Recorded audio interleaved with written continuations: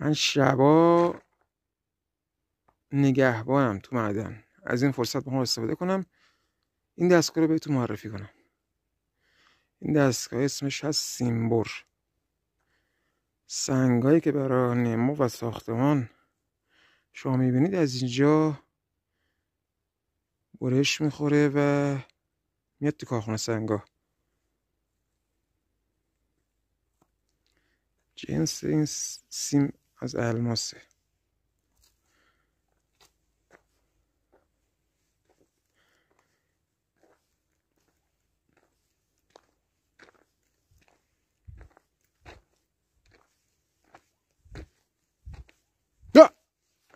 نه ترسین، من باید بترسم تو بیامون تنها.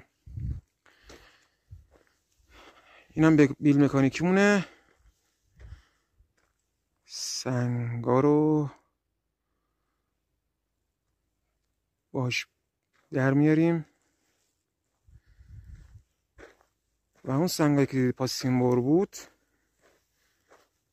از اینجا بازم با همون سیمبر برش میخوره.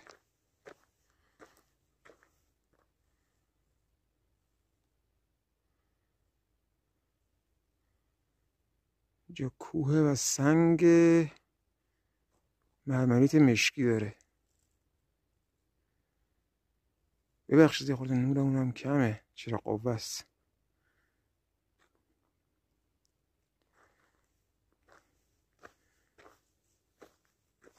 اینم آلونکه،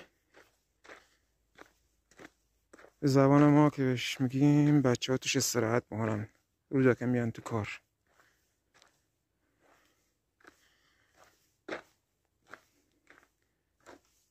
بخاری گازوئیل میریزن توش، ببینید و اینجا گرم میشن. شرایط به این سختی تو معدن است.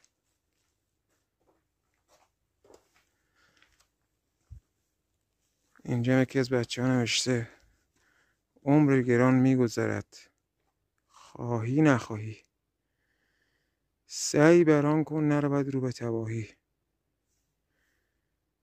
فعلا ازتون خداحافظی میکنم تا دیداری دوباره.